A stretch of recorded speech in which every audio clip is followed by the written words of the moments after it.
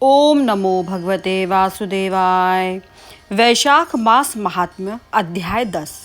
मैथिल बोला, हे ब्रह्मन, आपने कामदेव की स्त्री रति का चरित्र वर्णन किया और जैसे देवताओं का बताया जो अशुन्य शयन का व्रत करते हैं वो मैंने सुना। अवश्य व्रत के धारण करने की विधि का वर्णन कीजिए। इसमें क्या दान करना चाहिए, उसकी क्या विधि है, पूजन की विधि क्या है और उसका फल क्या है। हे भूदेव, ये सब आप मेरे सामने कहिए। इन बातों को जानने की मेरी बड़ी अभिलाषा है। ये सुनकर श्रुतदेव कहने लगे, हे राजन, ये व्रत महापापों का नाश करता है। इसका नाम अशून्य शयन व्रत है। इसका विधान श्रीहरि भगवान ने लक्ष्मी जी से कहा था। वो सब मैं तुम्हें सुनाता हूँ। इस व्रत के करने से देवताओं के देवता श्याम वर्ण लक्ष्मीपति जगन्नाथ संपूर्ण पापों के नाश करता प्रसन्न हो जाते हैं। हे राजन, इस पाप नाशक व्रत को किए बिना जो गृहस्थ धर्म में प्रवृत्त हो जाते हैं उनका सब करना निष्फल होता है। हे महीपति, श्रावण शुक्ला द्वितीया के दिन इस अशून्य शयन नाम के सर्वोत्तम व्रत को धारण करें। चातुर्मास्य में हविष्यान्न भोजन करें। फिर चातुर्मास्य व्यतीत होने पर सम्यक पारायण करें और लक्ष्मी नारायण का पूजन करें। पारायण के बाद भक्ष्य भोज्यादि चारों प्रकार के भोजन करें। फिर किसी ब्राह्मण को उपाहन देने, सोने अथवा चांदी की मनोहर मूर्ति बनवावें, पीताम्बर धारण करावें, सुंदर वनमाला से सजाएं तथा सफेद पुष्प और सुगंधादि द्रव्यों से पुरुषोत्तम भगवान का पूजन करें। उसके पश्चात ब्राह्मणों को शय्यादि का दान दें, वस्त्र दान दें, ब्राह्मणों को भोजन करावें, ब्राह्मण और ब्राह्मणी दोनों को साथ में भोजन करावें, दक्षिणा दें और पूजन करें। ऐसे नित्य प्रति 4 मास तक जनार्दन भगवान का पूजन करें और फिर मार्गशीर्षादि मासों में पूर्ववत हरि भगवान का पूजन करें। रक्तवर्ण हरि भगवान का रुक्मिणी सहित ध्यान करें। ऐसे ही चैत्र से 4 मास तक हरि भगवान का पूजन करें। भूमि पर आसन बिछाकर भक्ति से हरि भगवान का पूजन करें, जिसकी सनकादि ऋषिगण स्तुति करते हैं, और पाप नाशक उस व्रत को आषाढ़ की द्वितीया के दिन समाप्त करें। उस दिन अष्टाक्षर ओम नमो नारायणाय इस मंत्र से हवन करें। मार्गशीर्ष आदि मासों में पारणों के दिन विष्णु गायत्री नारायणाय विद्महे इस मंत्र से हवन करें और चैत्रादि मासों में सहस्त्र शीर्ष इस पुरुष सूक्त के मंत्र से हवन करें। पंचामृत, खीर, घृत पक, मालपुआ भोग के लिए लावें। उसे प्रतिमा के सम्मुख निवेदन करें। पहले लक्ष्मी नारायण को स्नान करावें, बीच में श्री कृष्ण महाराज की सोने की प्रतिमा दें, अंत में वराह जी की चांदी की प्रतिमा रखें। फिर केशव आदि नामों से ब्राह्मणों को भोजन कराकर श्रद्धा पूर्वक 2 वस्त्र और अलंकार से पूजन करके घी, माल, पुआ उपायनार्थ ब्राह्मण के निमित्त 12वें दिन दें। फिर पूर्व कल्पित प्रतिमा को संपूर्ण अलंकारों से आभूषित करके आचार्य को दें और शैया का संकल्प करें।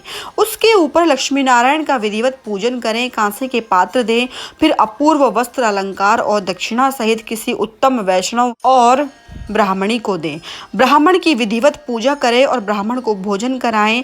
दान मंत्र लक्ष्म्या अशून्य शयनम यथा तव जनार्दन। हे जनार्दन, जैसे आपकी शैया लक्ष्मी से अशून्य है, वैसे ही एक केशव इस शैया दान से मेरी भी शैया अशून्य हो, इस प्रकार भगवान की प्रार्थना कर आप भोजन करें। पुरुष सौभाग्यवती स्त्री अथवा विधवा अशून्य शयन के निमित्त इस व्रत को धारण करे। हे राजन, इस अशून्य शयन व्रत को विस्तार पूर्वक मैंने तेरे सामने वर्णन किया है। इसके करने से भगवान जगन्नाथ प्रसन्न होते हैं। ऐसे भगवान की प्रसन्नता से देवताओं को भी दुर्लभ कार्यों की प्राप्ति होती है और अनेक प्रजाओं की वृद्धि होती है। इस कारण से जैसे बने ये व्रत तो अवश्य करना चाहिए। जो मनुष्य विष्णु धाम में जाने की इच्छा करता है उसको इस व्रत को अवश्य करना चाहिए। अब ये सब वर्णन तो हो गया, अब मुझसे क्या सुनने की तुझे और इच्छा है सो बता। ये सुन राजा ने फिर श्रुतदेव से पूछा, हे महाराज, वैशाख में छत्र दान करने का क्या महात्म्य है, ये भी मुझे विस्तार पूर्वक बताइए, क्योंकि वैशाख के कर्तव्य शुभ कर्मों को सुनते मेरी तृप्ति नहीं होती।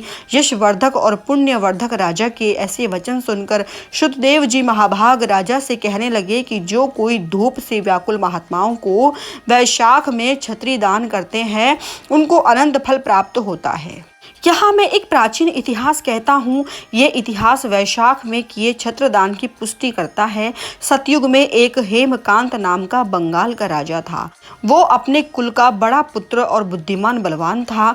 एक दिन वो शिकार खेलता हुआ घने वन में चला गया। वहाँ अनेक प्रकार से मृग और शूकरों को मारता हुआ बहुत थक गया तो दोपहर को मुनियों के आश्रम में पहुंचा।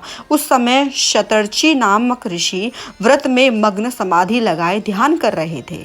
उनको ये मालूम भी नहीं हुआ कि आश्रम में कौन है। अतः ऋषि ने राजा का उठकर सम्मान नहीं किया, ज्यों के त्यों निश्चल बैठे रहे। ये देखकर राजा को क्रोध आया और उन्हें मारने को उद्यत हुआ। तब ऋषि के 10 सहस्त्र शिष्यों ने उसे रोका और कहा कि हे दुर्बुद्धे, सुन, हमारे गुरु समाधिस्थ हैं। उनको ये मालूम भी नहीं है कि बाहर क्या हो रहा है। तू क्रोध करने के योग्य नहीं है। जब शिष्यों ने ये कहा तब क्रोध में विह्वल होकर वो कहने लगा कि हे ब्राह्मणों, मैं थक गया हूँ, तुम ही मेरा आतिथ्य करो। राजा के ऐसे वचन सुनकर शिष्य बोले, हम भिक्षुक बिना गुरु की आज्ञा के क्या करें? हम तो गुरु के अधीन हैं, तो आतिथ्य क्या करेंगे? शिष्यों के ऐसे प्रत्युत्तर सुनकर राजा ने उन्हें मारने के लिए धनुष उठा लिया। बोला, मैंने तुम्हारी दस्युओं और पशुओं से अनेक बार रक्षा की है, मुझे ही शिक्षा देते हो। ये महाकृतघ्नि अपने को बहुत बड़ा मानते हुए ये भूल गए हैं कि मैं इनका राजा हूँ। ये आतताई हैं, इनके मारने में कोई दोष नहीं लगेगा। इस प्रकार अत्यंत क्रोधित होकर धनुष से बाण छोड़ने लगा तो वे भागने लगे। उन्हें रोककर राजा ने उनमें से 300 शिष्य मार डाले। तो डर के मारे बाकी के सभी शिष्य आश्रम छोड़कर भाग गए। तब सारे शिष्य जब भाग गए तो आश्रम में रखी हुई वस्तुओं को पाप बुद्धि सैनिकों ने उन सभी वस्तुओं को छीन लिया और सबने खूब भोजन किया। इसमें राजा का भी अनुमोदन था। फिर सायंकाल के समय राजा सारी सेना को साथ में लेकर पुरी में आया। तब कुल में अपने बेटे के दुष्ट व्यवहार को सुनकर बेटे की बहुत निंदा करके उसे पुर से बाहर निकाल दिया। हे राजन, क्षमाहीन पुरुष देश के शासन के योग्य नहीं है। जब पिता ने उसे त्याग दिया तब राजा हेमकांत व्याकुल होकर गहन वन में गया। वहां उसे उन ब्राह्मणों की हत्या सताने लगी। उस गहन निर्जन वन में बहुत काल तक वो वास करता रहा और जीव जंतुओं को मार मार कर पेट भरने लगा। उन हत्याओं के पाप से उसकी कहीं भी स्थिति न हुई। जहां जहां वो गया वही वही वो मारा मारा फिरने लगा। ऐसे उस दुरात्मा के 28 वर्ष व्यतीत हो गए। एक दिन तीर्थ यात्रा करते समय त्रित नामक मुनि वैशाख मास में दोपहर के समय उस वन में चले गए। वो मुनीश्वर धूप से व्याकुल होकर तृषा के मारे पीड़ित हो रहे थे। कहीं वृक्षहीन स्थान में वो ऋषि मूर्छित होकर गिर पड़े। देवयोग से वो हेमकांत त्रित मुनि को देखता हुआ और राजाओं के अधम हृदय में तृषार्त मूर्छित और थके हुए ऋषि को देखकर उसके मन में दया उत्पन्न हो गई।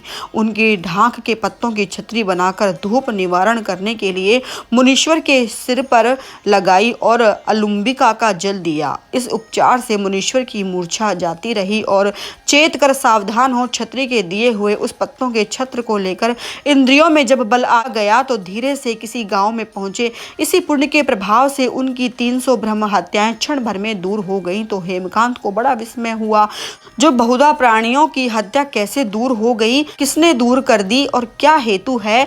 इस प्रकार ब्रह्म हत्याओं से मुक्त होने की चिंता करने लगा। जब राजा इसी अज्ञान में पड़ा था तब उस वनवासी महात्मा हेमकांत को लेने यम के दूत आए और उसका प्राण नष्ट करने के लिए संग्रहणी रोग उत्पन्न किया। जब जब प्राणों के वियोग में व्याकुल हुआ तब उसे वो पुरुष दिखाई देने लगे। बड़े बड़े भयंकर यमदूत जिनके सिर पर बाल उखड़े थे राजा को डराने लगे। तब अपने कर्मों को सोचता हुआ राजा मौन साध गया। तब उसी छत्र के प्रभाव से वो भगवान विष्णु का स्मरण करने लगा। तो विष्णु भगवान ने अपने महामंत्री विद्वक्सेन को आज्ञा दी कि तुम जल्दी जाकर यमदूतों को रोको और वैशाख मास के धर्म में निरत हेमकांत की रक्षा करो। वो निष्पाप है, मेरा भक्त है। तथा कहते हुए वाक्यों से इसके पिता के पुर में जाकर इसके पिता से कहो कि ये तेरा पुत्र सब धर्मों से हीन तथा ब्रह्मचर्य से रहित है, परंतु वैशाख के धर्म में निरत होने से मेरा प्यारा है, इसमें कोई संशय नहीं है। तेरे पुत्र ने बड़े पाप किए हैं, परंतु उसने धूप से व्याकुल मुनि को रक्षा की। अतः वैशाख में छत्री दान करने से यह निस्संदेह निष्पाप हो गया है तथा उसी पुण्य के प्रभाव से ये शांत, जितेंद्रिय और चिरंजीव हो गया है। अब उदारता आदि गुणों में तेरे समान हो गया है। अतएव तू इसे राज्य का भार सौंप दे, ये बलवान है। राजा से यह भी कहना कि विष्णु भगवान की आज्ञा है। राजा को इस प्रकार समझा बुझाकर हेमकांत को पिता के पास पहुंचाकर मेरे पास आ जाओ। भगवान की ऐसी आज्ञा पर महाबली विघ्नसेन यमदूतों को भगाकर हेमकांत के पास पहुंचा और उसके शरीर को हाथ से स्पर्श किया। भगवान के पार्षद के स्पर्श करते ही उसकी सब व्याधि दूर हो गई। फिर विश्वक्सेन हेमकांत को अपने संग ले गया और जिसे देखकर राजा को बड़ा आश्चर्य हुआ और भक्ति पूर्वक सिर झुकाकर पृथ्वी में गिरकर दंडवत प्रणाम कर भगवान के पार्षदों को घर के भीतर ले गया तथा अनेक प्रकार के स्तोत्रों से स्तुति करके अनेक उपचारों से पूजन किया। तब विद्वक्सेन प्रसन्न हो गया। हेमकांत को आगे कर जो जो बात विष्णु भगवान ने कही वो सब बातें यही सुनते हुए राजा ने अपने पुत्र को राज्यासन पर बैठा दिया और आप विश्वक्सेन की आज्ञा के अनुसार अपनी स्त्री सहित तप करने के लिए वन में चला गया। और विश्वक्सेन हेमकांत को अनुमंत्रण कर धन्यवाद देकर भगवान विष्णु के पास श्वेत द्वीप को चला गया तथा राजा हेमकांत वैशाख मास में कहे हुए शुभ कर्मों को करता हुआ प्रतिवर्ष ऐसे ही धर्म कर्म करता रहा जिनसे भगवान विष्णु प्रसन्न हुए। ब्राह्मणों में भक्ति करने लगा। धर्म मार्ग में स्थित शांत दंत जितेंद्रिय, संपूर्ण जीवों पर दयालु, संपूर्ण यज्ञों में दीक्षित, सर्व संपत्तियों से युक्त, पुत्र पौत्रादि से संपन्न होता हुआ फिर संपूर्ण भोगों को भोग कर विष्णु लोक को चला गया। वैशाख मास के धर्मों से अधिक कोई धर्म नहीं है। ये धर्म सुखपूर्वक होते हैं, इनके करने से पुण्य बहुत होता है और ये धर्म पाप रूपी ईंधन को जलाने के लिए अग्नि के समान है, सुलभ हैं। और ये सुलभ तथा धर्म अर्थ काम मोक्ष रूप पुरुषार्थ चतुष्टय का दाता है। ओम नमो भगवते वासुदेवाय।